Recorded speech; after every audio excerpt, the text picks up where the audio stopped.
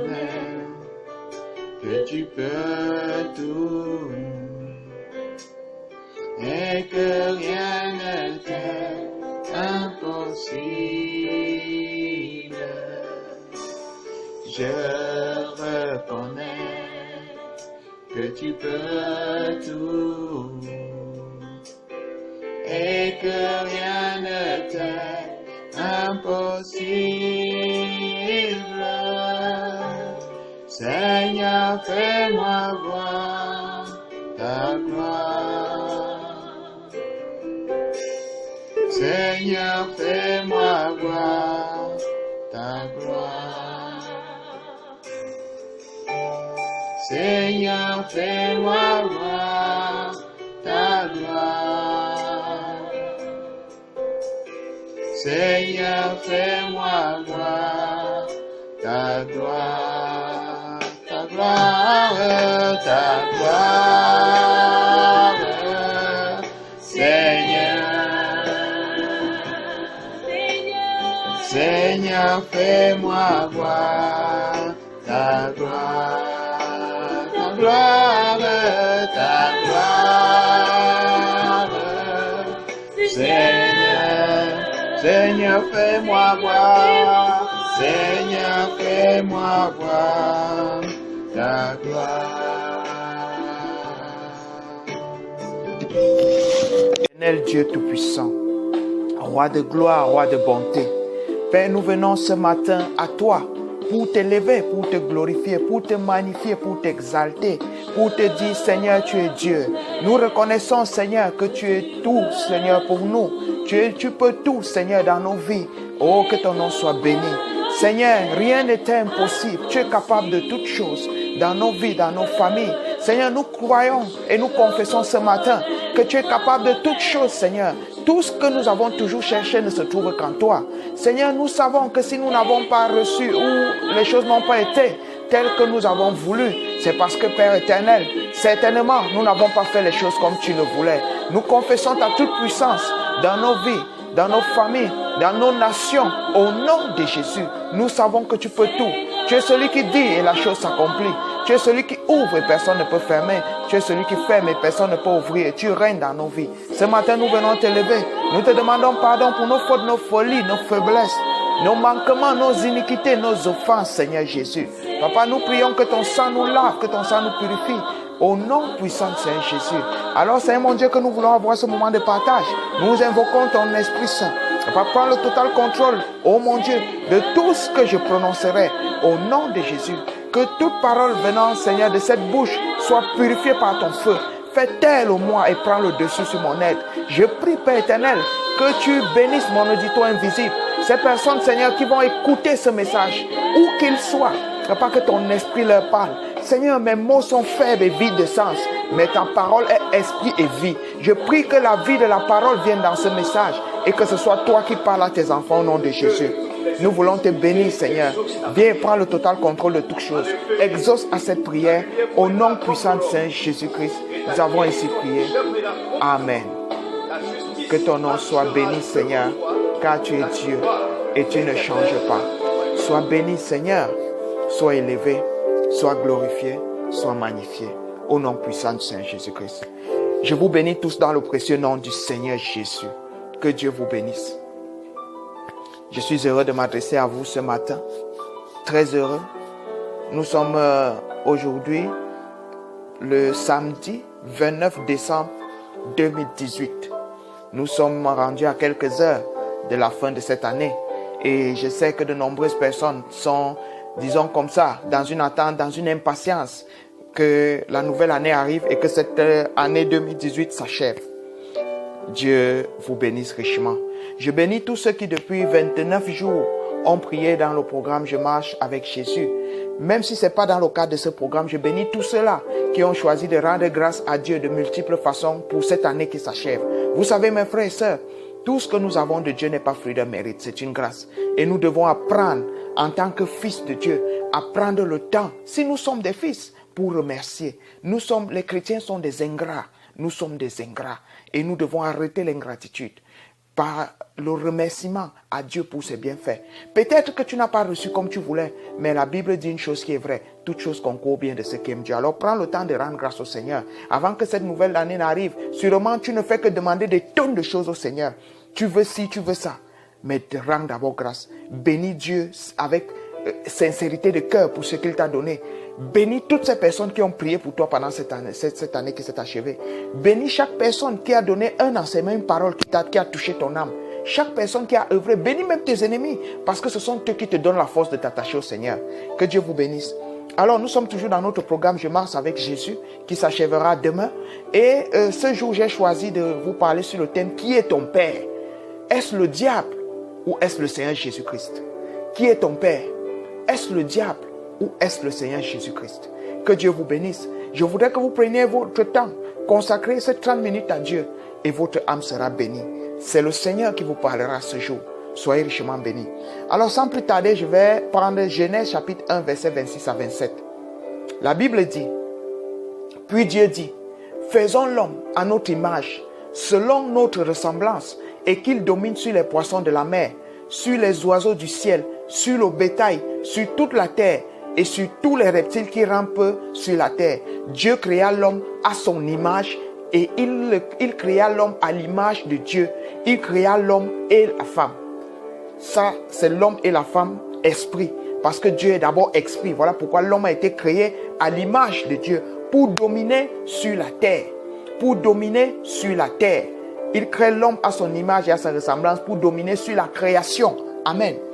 Prenons également Genèse chapitre 2 verset 7. La Bible dit, l'Éternel Dieu forma l'homme de la poussière de la terre. Il souffla dans ses narines un souffle de vie et l'homme devint un être vivant.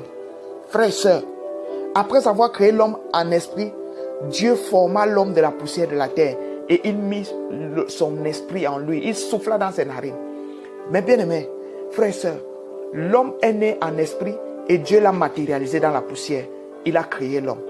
Alors, pourquoi j'ai pris ces passages? Parce que je voudrais que chacun de nous, d'abord, nous rendions compte d'où nous venons.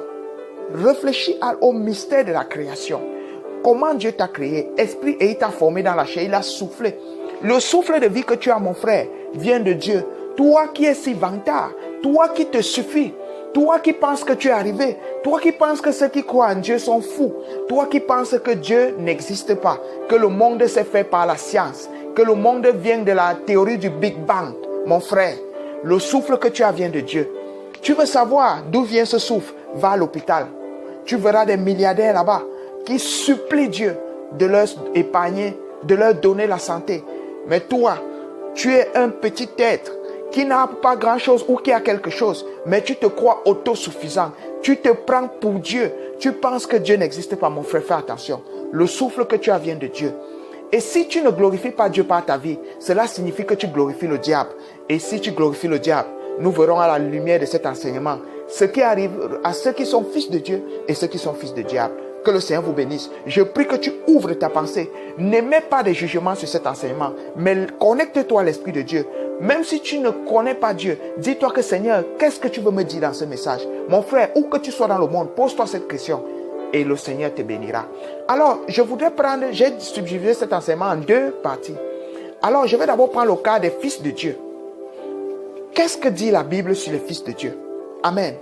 Prenez avec moi Matthieu chapitre 7, verset 22 à 23. La Bible dit, plusieurs me diront en ce jour-là, Seigneur, Seigneur, n'avons-nous pas prophétisé par ton nom?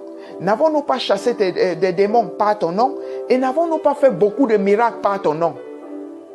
Alors je leur dirai ouvertement, c'est le Seigneur Jésus-Christ qui parle ici. Je ne vous ai jamais connu. Retirez-vous de moi, vous qui commettez l'iniquité. Amen. Vous qui commettez l'iniquité. Mes frères et sœurs, celui qui commet l'iniquité n'est pas fils de Dieu. Celui qui commet l'iniquité n'est pas fils de Dieu. Je voudrais attirer notre attention sur ceci. Beaucoup d'entre nous, moi-même je le fais. Parfois nous péchons, sachant consciemment que nous sommes en train de pécher. Et nous, en péchant ainsi, nous péchons pour aller demander pardon à Dieu par la suite. Mes frères, ça ce n'est pas un fils de Dieu. Un fils de Dieu n'agit pas de la sorte. Tu ne méprises pas ton Père, tu glorifies le diable pour venir demander pardon. Non, Arrêtons de telles œuvres. Ça, ce n'est pas digne du Seigneur. Un fils de Dieu est prêt à mourir plutôt que de pécher. La Bible dit en effet, n'avez-vous pas lutté contre le péché jusqu'au sang? Un fils de Dieu doit préférer mourir parce que quand ton sang coule, tu risques de te vider de ce sang-là. Et lorsque tu te vides de ton sang, tu vas mourir. Donc, lutter contre le péché jusqu'au sang signifie être prêt à mourir plutôt que de pécher. Voilà la nature d'un fils de Dieu. Un fils de Dieu ne pêche pas pour demander pardon chaque jour. Il pêche en sachant qu'il pêche pour demander pardon. Il fait des bêtises. Il peut commettre des erreurs par inadvertance. Ok. Parce qu'il n'en a pas conscience. Ok. Mais un fils de Dieu ne pêche pas tous les jours pour demander pardon. Prenez avec moi, mes frères et sœurs, Jean chapitre 14, verset 22 à 24. La Bible dit, Jude, non pas l'Iscariote, lui dit, Seigneur, d'où vient que tu te feras connaître à nous et non au monde? Jésus lui répondit, si quelqu'un m'aime, il gardera ma parole et mon Père l'aimera. Nous viendrons à lui et nous ferons notre demeure chez lui. Celui qui ne m'aime pas ne garde point mes paroles. Et la parole que vous entendez n'est pas de moi, mais du Père qui m'a envoyé. Amen. Du Père qui m'a envoyé. Mes bien-aimés, mes frères et sœurs, je disais, comme je le disais précédemment, celui qui aime Dieu garde sa parole. Et celui qui a la parole de Dieu en lui a Dieu. Pourquoi? Parce que la parole de Dieu, Jésus-Christ, dans le livre de Jean chapitre 1, verset 1, il dit, la parole, au commencement était la parole était avec Dieu, la parole était Dieu. Au chapitre, Jean chapitre 1, verset 14, la parole a été faite chair. La parole, c'est Jésus-Christ. Et si tu as la parole en toi, tu as Jésus-Christ en toi. Et si tu as Jésus-Christ en toi, mon frère, Dieu viendra également vivre en toi. Lisez, méditez, Jean chapitre 14, verset 22 à 24. Arrêtons, mes frères et sœurs, de glorifier le Satan par nos vies. Parce que chaque fois que nous transgressions la parole de Dieu, nous n'avons pas Dieu, ou alors nous attristons le Saint-Esprit en nous. Et cela sous-entend que nous ne sommes pas possédés par Jésus-Christ. Et nous ne sommes pas ses enfants. Nous ne faisons pas les œuvres de notre Père. Nous ne faisons pas les œuvres de Jésus-Christ. Amen. C'est d'ailleurs pour ça que l'apôtre Paul dira dans Galates chapitre 3, verset 26, « Car vous êtes tous fils de Dieu par la foi en Jésus-Christ. » Frère, si tu n'as pas la foi en Jésus-Christ, tu n'es pas fils de Dieu. Si tu n'as pas la foi en Jésus-Christ, tu n'es pas fils de Dieu. On s'en fout que tu as fait 20 ans d'église, que tu es tous les jours à l'église matin et soir. Si tu n'as pas la foi en Jésus-Christ, tu n'es pas fils de Dieu. Aller à l'église ne veut pas dire avoir la foi. La foi est une ferme assurance des choses qu'on espère, une démonstration de celle-là qu'on ne voit pas. Et la foi en Jésus-Christ, c'est quoi? Lorsque tu l'as, tu pratiques les œuvres du Seigneur Jésus-Christ. Amen. Amen. Lorsque tu as la foi, tu pratiques les œuvres du Seigneur Jésus-Christ. Et voilà pourquoi, comme l'apôtre Paul disait dans Galates chapitre 4, verset 6, et parce que vous êtes fils de Dieu, Dieu a envoyé dans nos cœurs l'esprit de son Fils, lequel crie Abba. Lequel crie Abba, Père. Je voudrais préciser ici que Abba est un mot araméen qui signifie Père. Donc quand on dit Abba, Père, ce n'est pas deux mots. Non, c'est parce que dans la Bible, quand on dit Abba, on donne sa traduction française qui est Père. Parce que Abba est un mot araméen qui signifie Père. Donc, lorsque tu es possédé de l'Esprit de Dieu, Dieu a envoyé cet Esprit dans nos cœurs. L'Esprit de Jésus-Christ. Et c'est cet Esprit qui nous permet de dire Père, qui nous permet de dire Seigneur. C'est cet Esprit qui nous donne d'aimer Dieu. Mes frères et sœurs, si tu n'as pas l'Esprit de Dieu en toi, tu ne lui appartiens pas. Arrêtons de nous tromper, arrêtons de nous mentir à nous-mêmes. Amen. Arrêtons. Ouvrons les yeux. Ouvrons les yeux. Alors, pourquoi j'ai voulu prêcher ce message sur qui est ton Père? Parce que beaucoup de gens sont dans le Seigneur. Beaucoup d'entre nous ne glorifions pas Dieu. Nous pensons être des fils de Dieu, mais nous ne le sommes pas. Nous ne le sommes pas. Nous devons savoir c'est quoi un fils de Dieu. Qu'est-ce qui fait la différence entre un fils de Dieu et un fils de diable? Oui, monsieur. Alors, qu'est-ce que dit la Bible par rapport aux promesses pour ceux qui sont fils de Dieu? La Bible dit, prenons Romains 8, chapitre 28, nous savons du reste que toute chose concourt au bien de ceux qui aiment Dieu, de ceux qui sont appelés selon son dessein. C'est Dieu qui appelle par élection. Il est Dieu, il fait grâce à qui il fait grâce. Mais je voudrais dire que lorsque tu es fils de Dieu, déjà tu es une personne appelée de Dieu. Amen. Mais tu sais que tout ce qui t'arrive, c'est pour là. Tu glorifies Dieu en toutes circonstances dans ta vie. Tu n'attends pas que Dieu te donne pour que tu puisses le glorifier. Tu n'aimes pas Dieu sous condition. Ce sont les enfants du diable qui aiment Dieu sous condition. Tu aimes Dieu, qu'importe, dans le malheur et dans le bonheur. Tu aimes Dieu comme Job. Tu aimes Dieu comme David. Lorsqu'il était persécuté par Saül, bien qu'ayant reçu l'onction royale, il glorifiait Dieu à chaque instant.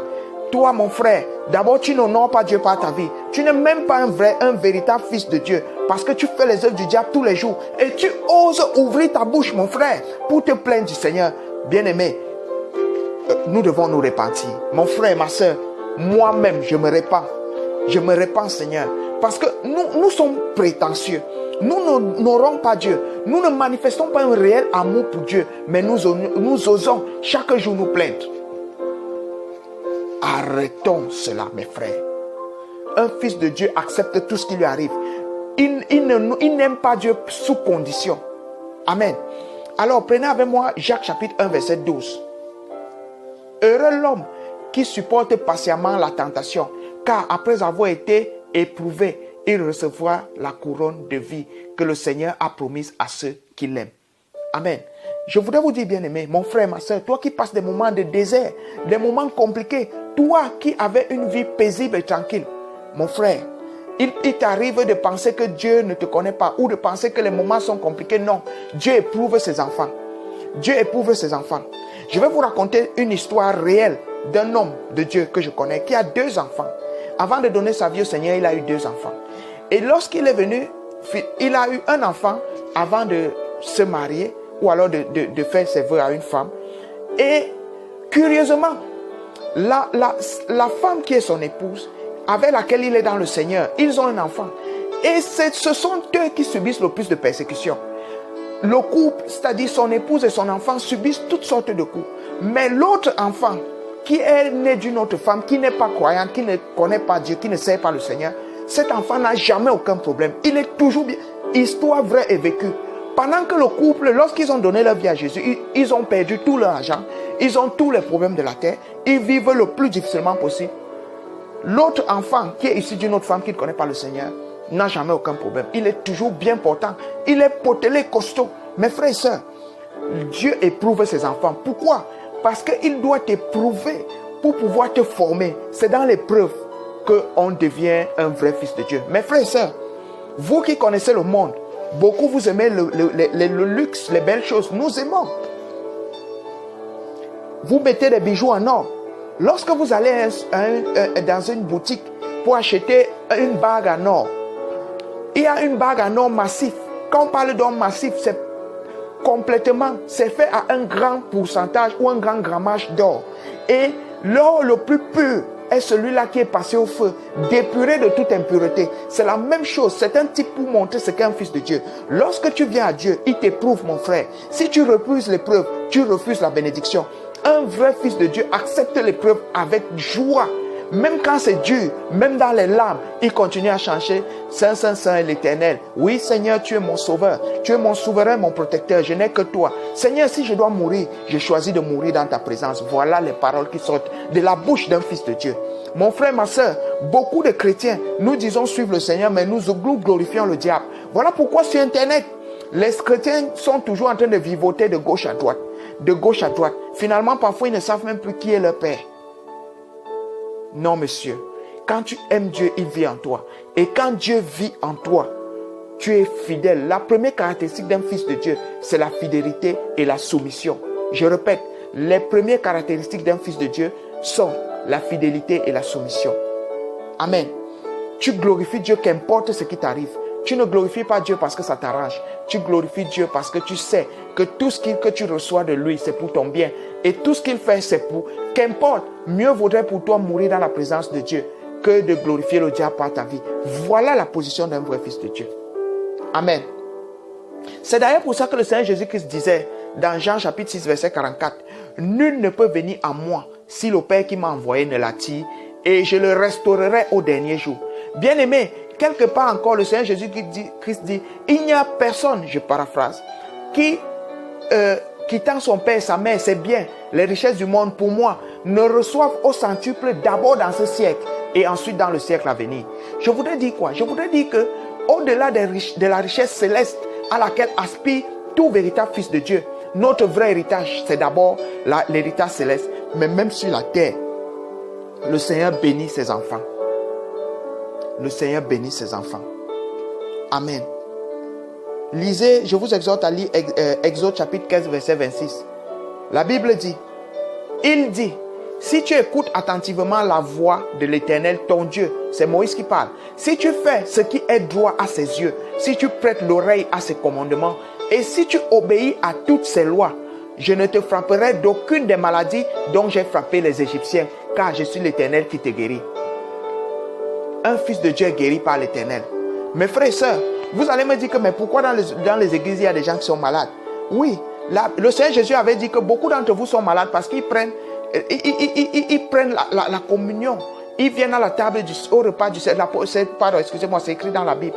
Ils viennent au repas du Seigneur étant souillés. Beaucoup sont malades dans les églises parce qu'ils sont des pécheurs. Ils cachent leurs péchés.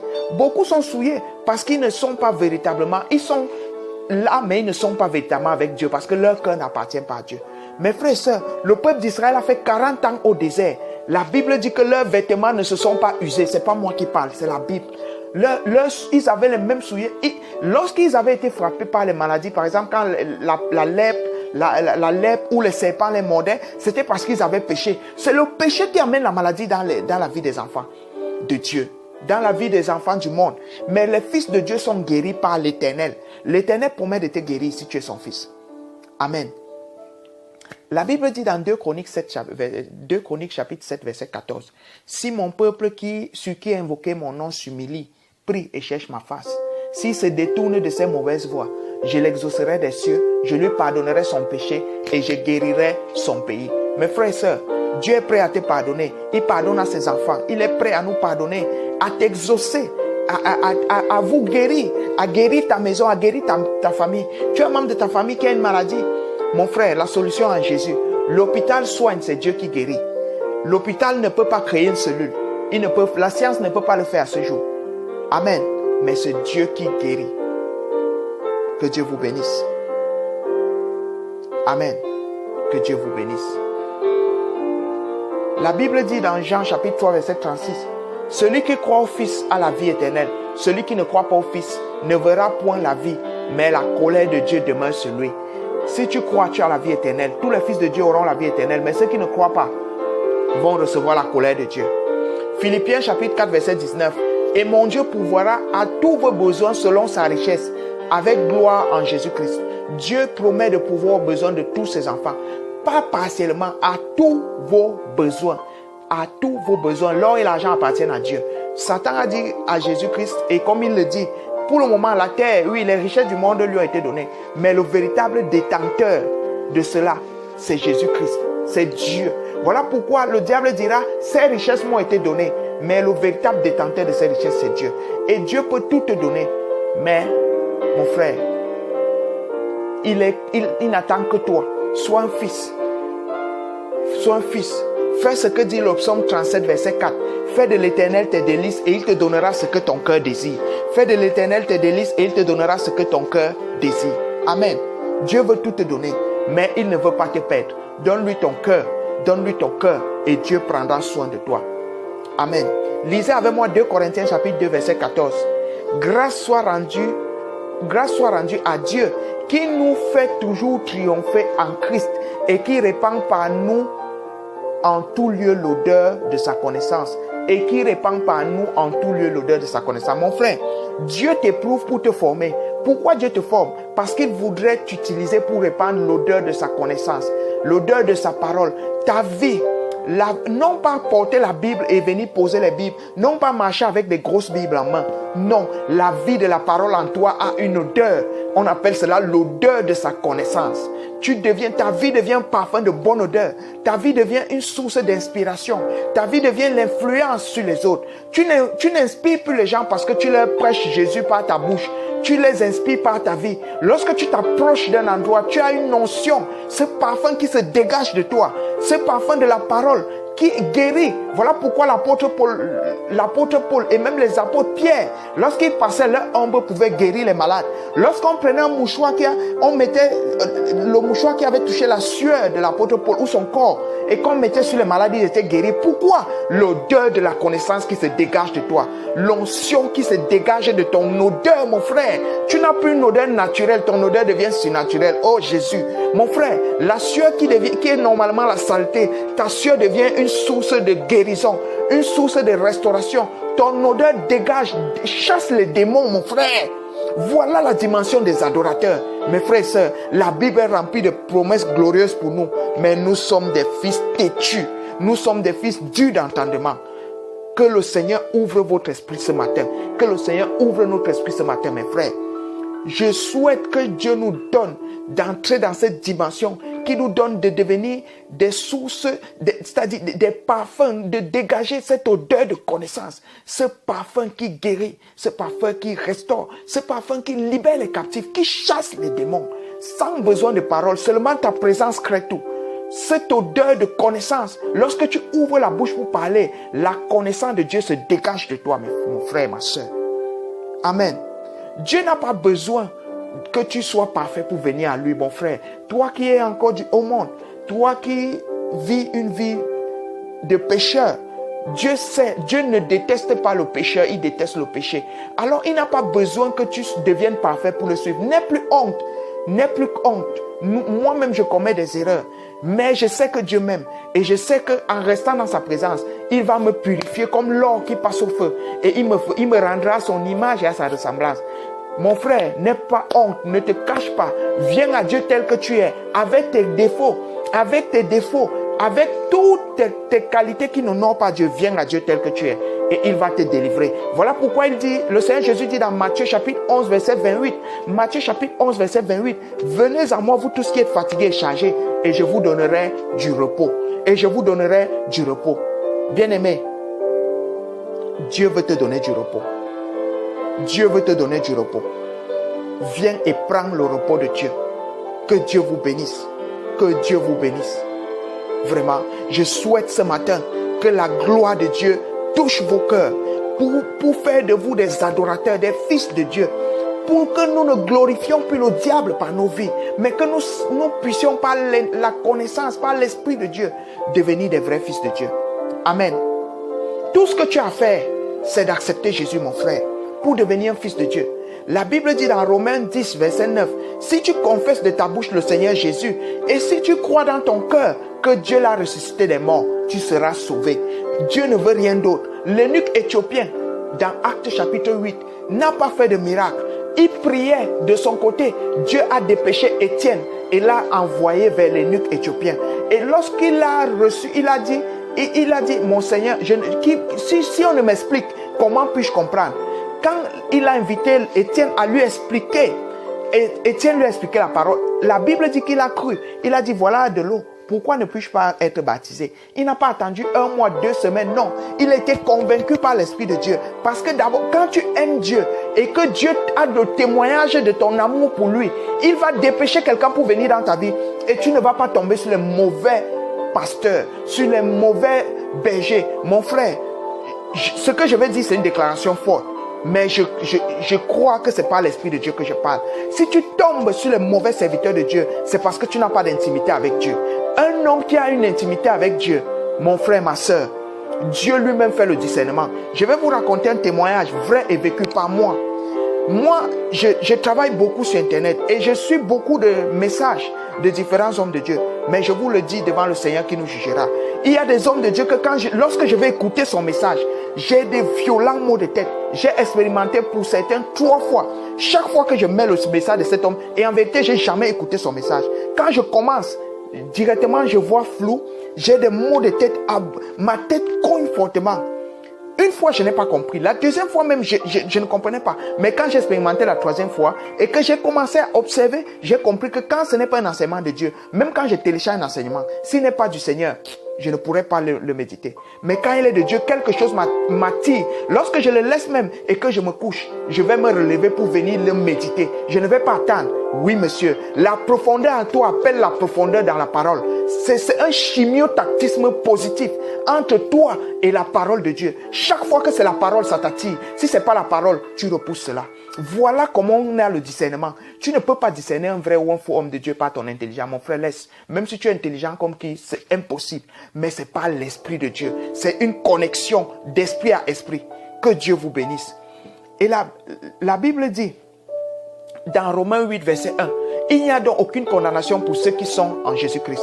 Donc, comme je t'ai dit, mon frère, pour être un fils de Dieu, viens à Dieu tel que tu es. Il ne te condamnera pas dès l'instant que tu l'acceptes, mais viens avec lui avec un cœur sincère. Sois disposé à lui donner ton cœur, à lui donner ta vie, à lui donner ton aide, à t'abandonner à lui. Sois disposé et il te conduira. Maintenant, les fils du diable. Qui sont les fils du diable? Est-ce que le diable a créé un humain? Non. Mais le diable a perverti la création. Et il a commencé à pervertir la création dès le jardin d'Éden. Beaucoup de gens n'aiment pas parce qu'ils disent que Dieu a créé. Oui, Dieu a créé tous les humains, mais le diable a perverti la création. Amen. La mission du diable depuis le jardin d'Éden jusqu'aujourd'hui, dès le ciel même, c'est de prendre le maximum de fils de Dieu et de les enrôler à son service. Voilà sa mission. Voilà la mission de cet être abominable. Et lui, il fait bien son travail. C'est nous les chrétiens qui sommes des endormis. Nous sommes des faibles. Nous sommes des lâches. Nous sommes des paresseux. Amis chrétiens, fils de Dieu, quitte la mauvaise position. La Bible dit dans Genèse 3, verset 15, « Je mettrai une inimitié entre toi et la femme, entre ta postérité et sa postérité. Celle-ci t'écrasera la tête et tu lui blesseras le talon. » Mon frère, entre celui qui écrase la tête et celui qui blesse le talon, qui est plus fort? C'est celui qui écrase la tête. Lorsqu'on écrase la tête, blesser le talon ne crée pas de gros dommages. Et quelle est la prospérité de la femme? C'est le Seigneur Jésus-Christ. Si tu n'as pas Jésus, tu es un fils du diable. C'est tout. C'est deux postérités. La postérité du diable et la postérité de la femme, qui est la postérité venant de Dieu. C'est Jésus-Christ la postérité de la femme. Et c'est lui seul qui peut écraser le diable. Mais si tu n'as pas Jésus-Christ, le diable va te faire cela. Prenez rapidement Jean chapitre 8, verset 40 à 44. La Bible dit, « Mais maintenant, vous cherchez à me faire mourir, moi qui ai dit la vérité que j'ai entendue de Dieu. Cela, Abraham ne l'a point fait. Vous faites les œuvres de votre père. » Il lui dit, « Nous ne sommes pas des enfants illégitimes. Nous avons un seul Père, Dieu. » Jésus leur dit, écoutez bien mes frères, Jésus leur dit, si Dieu était votre Père, vous m'aimerez, car c'est de Dieu que je suis sorti et que je viens. Je ne suis pas venu de moi-même, mais c'est lui qui m'a envoyé. Pourquoi ne comprenez-vous pas mon langage? Parce que vous ne pouvez écouter ma parole. Vous avez pour père le diable et vous voulez accomplir les désirs de votre père. Quel père? Le diable. Il a été meurtrier dès le commencement et ne se tient pas dans la vérité parce qu'il n'y a pas de vérité en lui. Lorsqu'il profère le mensonge, il parle de son propre fond car il est un menteur et le père du mensonge. Amen. Il est un menteur et le père du mensonge. Voilà les fils de Dieu, du diable, des menteurs. Et le Seigneur Jésus-Christ dit ici, vous faites les œuvres de votre père, le diable. Parce que quand on explique aux gens que le diable a des enfants, ils disent non, Dieu est bon, Dieu est bon. Mon frère, vous parlez d'un Dieu que vous ne connaissez pas. Dieu a des principes et des préceptes. Et Dieu n'est pas plus grand que sa parole. Dieu est égal à sa parole. C'est ainsi. Si tu honores les principes de la parole, tu es un fils de Dieu. Si tu ne les honores pas, frère, tu es un fils du diable. Nous qui n'honorons pas la parole sont des fils du diable. Nous devons nous repentir rapidement et venir au Seigneur. Je ne fais pas ce message pour frustrer qui que ce soit. Nous sommes au temps de la fin. Les plus costauds démons de l'enfer sont déployés sur la terre. Pour faire quoi? Pour détruire les fils de Dieu. Mes frères, la Bible dit, Osée 4, verset 6, mon peuple périt faute de connaissance. Jean chapitre 8, verset 32, vous connaîtrez la vérité vous affranchira. Amen. Je lis encore un passage, Matthieu chapitre 25, verset 32 à 41. Toutes les nations seront assemblées devant lui. Il séparera les uns avec les autres, comme le berger sépare les brebis d'avec les boucs. Ça, c'est le verset 32. Je vais sauter, je passe directement au verset 41. Ensuite, il dira à ceux qui seront à sa gauche, écoutez, retirez-vous de moi, maudit, allez dans le feu éternel qui a été préparé pour le diable et pour ses anges. Qui a été préparé pour le diable et pour ses anges. Mon frère, si tu n'es pas un fils de Dieu, tu es un fils du diable. Et si tu es un fils du diable, même inconsciemment, je pleure beaucoup, mon cœur saigne. Oui, mieux vaut venir à Dieu, accepter Jésus-Christ même si tu fais encore des erreurs. Ceux-là qui se croient tout permis, qui disent que Dieu, qui bafouent l'autorité, qui blasphèment contre le Saint-Esprit.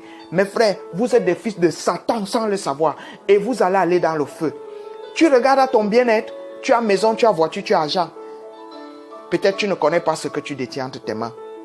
Tous les biens matériels de ce monde sont des bombes. Est-ce que cela veut dire qu'on rejette cela? Non. Déjà, moi, je suis un homme d'affaires. Je connais l'argent. Mais je voudrais dire, Dieu a une valeur plus élevée que l'argent. Si tu crois que les biens de ce monde sont plus importants que Dieu, tu as tout échoué. Si tu n'as jamais compris cela, demande-toi pourquoi, malgré toute ta belle vie, tu as toujours un manque en toi. Toi qui m'écoutes, mon frère, ma soeur, tu sens toujours un besoin. Tu as toujours l'impression que quelque chose te manque. Voilà pourquoi tu vas de gadget à gadget, parfois d'homme à homme, de femme à femme, parce que quelque chose te manque. Mon frère, ce qui te manque là, c'est Dieu seul qui peut te donner ça. Ce n'est pas l'argent. L'argent ne donne pas le bonheur. L'argent contribue à trouver l'équilibre, c'est vrai. Mais le seul bonheur vient de Dieu. Bafouer. Trouvez que nous qui disons ces choses sommes fous. Trouvez que nous qui acceptons de suivre Jésus sommes fous. Si je suis fou, dans tous les cas, je me sens mieux que jamais parce que je suis un fou de Jésus. Amen. Que Dieu bénisse vous qui êtes normaux. Mais je sais que ma Bible me dit que la sagesse de Dieu, c'est la folie des hommes. Et la folie des hommes, c'est la sagesse de Dieu. Mieux vaut que je sois fou en Jésus pour être normal devant Jésus que d'être normal devant les hommes. J'ai été longtemps normal devant les humains, ça ne m'a rien donné. J'ai goûté à tous les plaisirs que cette vie peut offrir. Et j'avais toujours une soif, un manque en moi. Chaque matin, quand je me réveillais, quand j'étais un homme du monde, après avoir passé toute la nuit dans toutes sortes de festivités, parfois, je ne me rappelais même pas comment j'ai fait pour conduire, pour rentrer chez moi. Certains matins, je m'asseyais sur mon lit et je me demandais, Seigneur, pourquoi je fais ces choses? Qu'est-ce qui m'arrive? Est-ce qu'on me force? Mes frères et sœurs, quelqu'un m'écoute ce jour et tu te reconnais dans ces phrases. Tu as toujours l'impression que quelque chose te manque. Non, cette soif-là, c'est Dieu. Tant que tu ne fais pas la volonté de Dieu, tant que Dieu n'est pas en toi, tu es un fils du diable. Et le diable t'instrumentalise. Tu es un instrument entre ses mains. Amen. Lisez rapidement Luc chapitre 13, verset 25 à 27. Luc chapitre 13, verset 25 à 27. La Bible dit, quand le maître de la maison se sera levé et aura fermé la porte, et que vous, étant dehors, vous commencerez à frapper à la porte en disant, Seigneur, Seigneur, ouvre-nous. Il vous répondra, je ne sais d'où vous êtes. Alors, vous vous mettrez à dire, nous avons mangé et bu devant toi, et tu as enseigné dans nos rues. Et il répondra, je vous le dis, je ne sais d'où vous êtes. Retirez-vous de moi, vous tous, ouvriers d'iniquité. Ouvriers d'iniquité. Je voudrais que vous alliez lire le psaume 59, la verset d'Abi. Les ouvriers d'iniquité, ce sont les pécheurs. Et la Bible nous dit que ceux qui pêchent font les œuvres du diable, ne sont pas des fils de Dieu. Méditez le psaume 59, mes frères et sœurs. Amen. Je tire vers la fin, quelques minutes de patience, je vous prie. Alors, les enfants du diable, la Bible dit pour eux que tout arbre qui ne porte pas de bons fruits est coupé et jeté au feu. C'est comme le bois inutile. Lorsqu'on utilise l'ébène, il est extrêmement cher. C'est pour faire des meubles de luxe. Il y a des bois précieux sur cette terre. On ne se permettrait même pas de brûler même sa poudre. Je dis même la poudre de ce bois. Le déchet absolu de ce bois est réutilisé. Mais lorsque c'est un bois inutile, il est brûlé au feu. On l'utilise pour le chauffage. On l'utilise pour la cuisson. On l'utilise pour faire du charbon. Non, monsieur. Tout arbre qui ne produit pas de bons fruits sera coupé et jeté au feu. Tous les fils du diable, c'est le feu et l'enfer qui vous attendent. Confère Luc chapitre 13, verset 25 à 27. Amen. La Bible dit encore, Romains chapitre 8, verset 9. Pour vous, vous ne vivez pas selon la chair, mais selon l'esprit. Si du moins l'esprit de Dieu habite en vous. Si quelqu'un n'a pas l'esprit de Christ, il ne lui appartient pas. Si quelqu'un n'a pas l'esprit de Christ, il ne lui appartient pas. Amen. Mon frère, si tu n'as pas l'esprit de Christ, tu ne lui appartiens pas. Et si tu ne lui appartiens pas, tu es un fils du diable. Que Dieu vous bénisse. Je vous invite à lire Apocalypse chapitre 20, verset 1 à 10. Je ne peux pas lire cela ici. Vous savez, lorsque le Seigneur Jésus-Christ est venu sur la terre, il a commencé son ministère par le miracle. C'est vrai qu'il a commencé par l'enseignement, mais il était jeune encore. Mais je veux dire, le ministère même de Jésus, après son baptême, après avoir été éprouvé au désert, et après ce baptême, il a commencé par les miracles. Le miracle de l'eau en vin et les miracles. À ce moment-là, il marchait avec des foules et des foules et des foules et des foules. Mais c'est cette même foule-là qui va le rejeter. C'est cette même foule-là qui va vouloir le tuer. Quand Jésus va commencer à dire, celui qui ne mange ma chair et ne boit mon sang ne peut pas hériter du royaume. C'est cette même foule qui va vouloir le lapider lorsqu'il va dire, avant qu'Abraham fût, je suis. Il n'a pas dit j'étais, il a dit je suis. Ça veut dire qu'il n'a jamais changé. C'est cette même foule qui a voulu le tuer. Mais hier, il exaltait. Amen. Amen. Que Dieu vous bénisse. Que Dieu vous bénisse. Nous devons faire attention, mes frères et sœurs. Dans le monde, nous devons prendre position pour Jésus. Nous croyons, nous regardons des philosophies. Mon frère, la relation avec Dieu, ce n'est pas au travers d'une église. Les assemblées, les églises locales sont juste des lieux de regroupement parce que dans l'adoration, il y a la prière communautaire de se retrouver ensemble. La Bible dit dans Actes chapitre 2, ceux qui avaient cru persévéraient ensemble. Ils étaient ensemble dans le même lieu. Nous devons nous retrouver ensemble pour que la chaleur de Dieu soit plus forte dans nos vies, pour briser et pour nous préserver parce que cela nous rend plus forts. Mais la relation entre un homme, c'est entre un homme et Dieu. C'est une relation personnelle. Bâtissons une relation personnelle avec Dieu. Devenons des fils de Dieu. Amen. Un fils de Dieu se soumet à la parole. Un fils de Dieu aime la parole. Un fils de Dieu, même s'il ne vit pas encore une parole, il dit Amen. Un fils de Dieu ne se met pas en colère lorsqu'on lui dit la vérité de la parole. Non. Il dit d'abord Amen. Et même si tu te mets en colère, tu dois te repentir. Pourquoi? Parce que la colère est du diable. C'est vrai, il peut arriver une colère justifiée, mais nous devons toujours nous en débarrasser. Parce que lorsque tu ne sais pas contrôler cette chose, elle va amener le diable en toi. La colère produit généralement la haine. La colère produit généralement la haine. Voilà pourquoi elle est du diable. Nous devons éviter la colère. Amen. Lorsqu'elle vient même, nous devons nous en débarrasser le plus rapidement possible. Que Dieu vous bénisse. Que Dieu vous bénisse. Je prie que le Seigneur se révèle à chacun de vous. Je vais lire un dernier passage et après nous allons prier. Jean chapitre 14, verset 17. L'esprit de vérité que le monde ne peut recevoir parce qu'il ne le voit pas. Amen. Il ne le voit point et ne le connaît point. Mais vous, vous le connaissez car il demeure avec vous et il sera en vous. C'est l'esprit de Dieu qui fait la différence. Amen. C'est l'esprit de Dieu qui fait la différence entre qui est fils de Dieu et qui ne l'est pas. Jusqu'à ce que tu le reçoives, mon frère, tu n'es pas fils de Dieu. Si l'esprit de Dieu ne vit pas en toi, tu n'es pas fils de Dieu. Et toi qui me dis que l'esprit de Dieu vit en toi, mets-toi à la lumière de la parole. Ce ne sont pas les œuvres qui font de nous des fils de Dieu, mais les œuvres démontrent quel est le genre d'esprit qui nous anime. La colère excessive, la convoitise. Tu es chrétien, tu veux vivre comme le monde, tu es une prostituée, mon frère. Une prostituée parce que tu avais X, tu avais Y. Tu ne peux pas être avec Dieu et faire les œuvres du diable. Si tu es avec Dieu, tu vas repousser les œuvres du diable. Lorsque bien même tu seras tenté, lorsque bien même tu vas faire des erreurs, tu vas rester dans la présence de Dieu par la repentance, par une vie de consécration et de prière. Amen. Amen. Veux-tu le recevoir, mon frère? Tu ne sais pas comment faire? Tu peux prendre contact avec nous au travers d'une de nos pages. Sur YouTube, Communauté Internationale des Fils de Malachie 4. Sur Facebook, Communauté Internationale des Fils de Malachie 4. Au travers de notre WhatsApp, qui est le numéro est présent sur notre page Facebook, Communauté Internationale des Fils de Malachie 4. Fais-nous un message. Appelle-nous. Et nous allons prier ensemble. Afin que le Dieu confirme sa paternité, qu'il confirme sa paternité à ton égard, en te scellant de son Saint-Esprit. Mon frère, si tu n'as pas l'Esprit de Dieu, tu es un fils du diable. Amen. C'est ça la vérité inébranlable. Qui est ton Père? Jésus-Christ ou Satan? Je t'invite à te poser cette question ce jour, mon frère. Nous sommes à l'aube d'une année qui s'achève et d'une année qui commencera. Comment veux-tu commencer ton année? Tu as fait beaucoup de projets. Sache comme dit la Bible dans le psaume 127. Si Dieu ne bâtit la maison, celui qui l'a bâti, bâtit en vain. Si tes projets ne s'appuient pas sur la présence de Dieu, mon frère, tu as échoué. Que Dieu vous bénisse. Excusez-moi si mon ton a été un peu difficile. C'est par amour. Si je prends du temps pour nous amener cette parole, pour me bénir et vous bénir, je pouvais méditer ces choses et les étudier seul. Mais si je viens partager avec vous, c'est par amour, mes frères. Donc je ne parle pas pour mépriser, je ne méprise pas quelqu'un. Si mon ton est dur, pardonnez-moi, mais c'est par amour. Je veux que nous puissions ensemble botter le diable hors de ce monde et nous allons le faire. C'est notre commission. Dieu n'a jamais lié Satan parce que c'est nous qui allons le lier. Mon frère, je crois en ça. Et si tu crois en ça, bienvenue mon frère. Que Dieu te bénisse. Continue sur ce chemin. Tu es sur le bon chemin. Tu as reçu le pouvoir de vaincre le diable. Seigneur, je prie que tu te manifestes dans la vie de mon frère et de ma soeur qui écoutait ce message. Papa, je prie, en quelques mots, que tu lui ouvres l'intelligence. Papa, je prie que tu viennes vivre en nous afin que notre parfum, notre odeur, que l'odeur de la connaissance se dégage de nous. Que Seigneur, notre simple présence libère les captifs, chasse les démons, guérisse les malades.